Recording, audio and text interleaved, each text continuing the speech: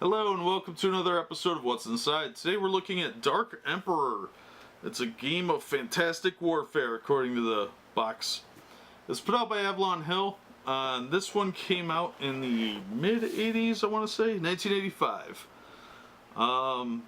It's another attempt to cash in on the fame of Dungeons & Dragons at the time.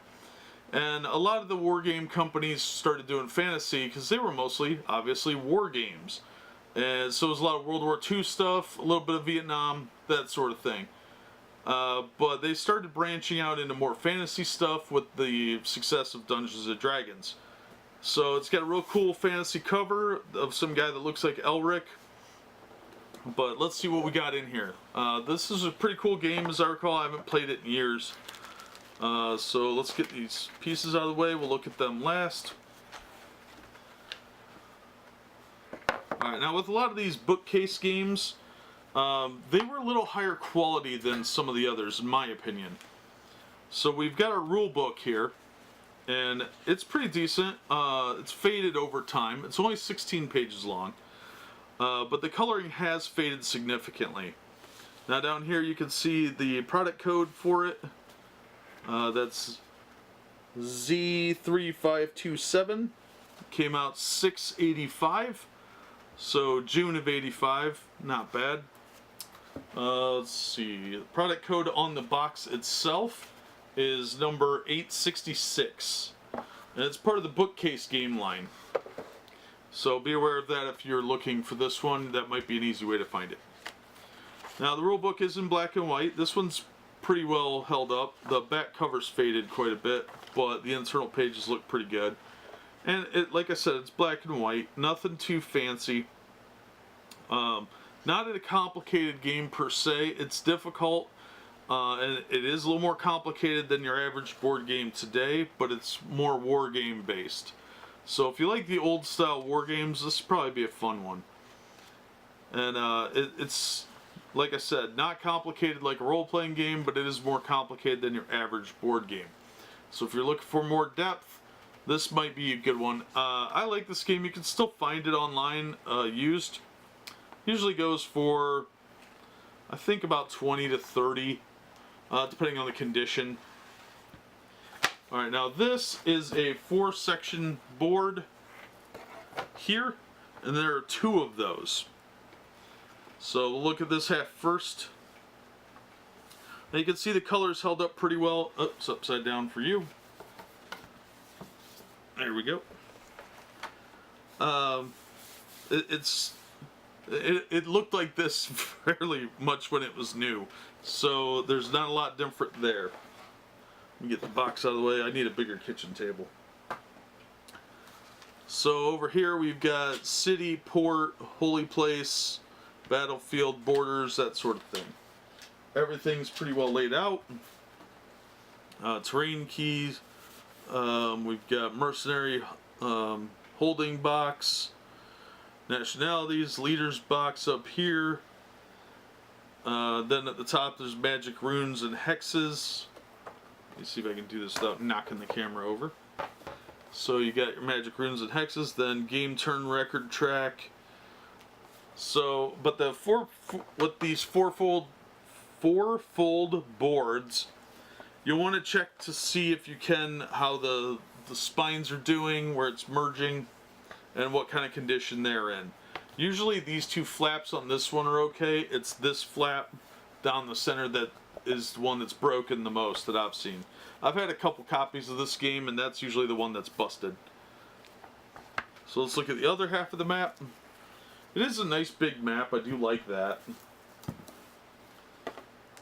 And you can see clearly where this connects to the other one, because on this side it does have a black border. So, and again, I'm showing it to you upside down. It's got a compass down here too to help you line everything up, and yeah, different regions, border maps, all that sort of thing. So the board looks like it's, it's a very large board. You're going to need a decent sized kitchen table because there's 2 of these, remember.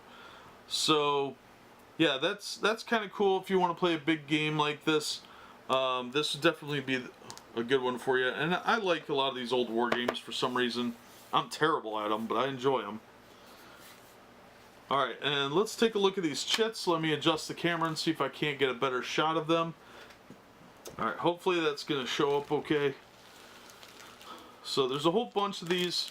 I'll just double check the rule book in a minute. I think there's a few hundred as I recall. And they're two-sided. So on one side you're going to have like the little symbol itself. And on the other side will be like a boat symbol. There's a white one and a red one, another white one, and they're going to be different for each one depending on what you're getting. Like this one has a says Cyrax, and it's got some numbers on it on that side, and then you flip it over and it's got the magical device symbol. So each of these is going to have a front and a back, and that's important because these little tokens matter for the game. You have to have most of them in order to play. And like I said, there's quite a few here. Now I believe this one is complete, so you could see how many there are in these bags. If you can find this game uncut, it's probably going to cost you about $100 in today's market. So, I mean, it's 2017 now, and I've seen them uncut go for $150 in the last year or two. So, I was trying to keep an eye out for replacement bits for mine, so I'll find some that are, you know, partly there if I need to replace anything. I haven't had to do that with this game, thankfully, but I have with other games. So there are quite a few tokens here, and this one did have 2d6. You can see these are the original dice because they have that older look to them. The way the dots are, the size of the dots, which is cool. I like those older dice. They give it a real vintage feel. And again, these tokens too have, some of them have different symbols on them on the back, so you know what region they're from. Like here is, oh, here's an undead. And on the other side of him is like a little human guy with a 1. So they have multi-function. So you'll want all these tokens to be here if possible. So be sure and look for them when you go to get a copy of this game if you decide you want it.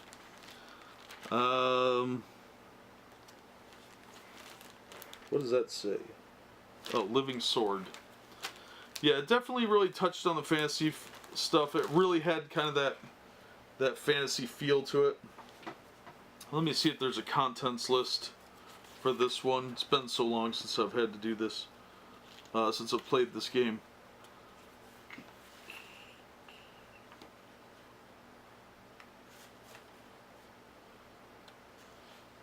Okay, here's a close-up of what some of these look like. It doesn't have a contents list specifically from what I could see just from brief glance, but you can get a better idea of, like, here's the magical device symbol and how to read it, like hero rating, magic strength, magic rune, and then like the battlefield symbols, like I showed you the one with the boat on the back. And apparently there's vampires, greater vampire, lesser vampire. Then you got some undead, and it'll show the front and the back. And these are cavalry units, so the front looks like a little more normal, and then the undead's on the back. The obviously undead. And like there's the hero side, and then the undead side. So that'll give you kind of a better idea of what those look like. But let me see if I can't find something on here, because I can't believe they wouldn't tell you how many counters you're supposed to have. Avalon Hill made some really cool games, and this is just another one of them. I really like this game too. Wizard's Quest I like a little bit better. Not real sure on why. I haven't played either of these in ages, but I remember liking Wizard's Quest slightly better. No, there's no contents list, so you don't actually know how many are supposed to be in here. But there's a lot of them, so I'm guessing there's a couple hundred in there. Probably 250, I would guess, 200, 250. There is an appendix in the back that has the counter color sheet and the leader index. So that might help you a little bit, but you're probably not going to know if you've got them all if most of them are here. So what I would do is try and find somebody that's got a complete set that's had it forever and they're looking to part with it, or buy it from a store if you can that would know what they're doing when putting it together to make sure it's all there. So let's see if it says on the back of the box. Sometimes it says, sometimes it doesn't. It's designed to be played in 2 to 4 hours. I never lasted beyond 2. Included in the game is 4-color map board, a 16-page rulebook with extensive historical background, designer notes, 260 counters. I wasn't far off. I said 250. 2 6-sided die on a scale of 1 being easy and 10 to hard. The complexity rating is 6. I would actually say that it might be a little harder for younger players because there's really no age limit on these, but I would be willing to guess that most people these days aren't war gamers, so they might have a little bit harder time with it, not being experienced in games like this. They don't really make games like this anymore, at least not in a wide scale. So they're a lot harder to find, and a lot of people are very much not used to that. So it might be a little more difficult from a strategy aspect for younger people, even like late teenagers. But that is Dark Emperor. I like old war games. I don't know why. I think they're just goofy fun. But I really like this one. I like Wizard's Quest a little bit better. You can see the box opening on that. We did that one already. I believe that one will be posted before this one. But Avalon Hill made a lot of really fun games. They're all a little bit the same, let's be honest. But this one had a real big board with a lot of little pieces. 260 of those things. Have fun counting them all to make sure they're there. But that'll do it for this episode. As always, thank you so much for watching and supporting the channel, and we hope to see you on the next episode of What's Inside.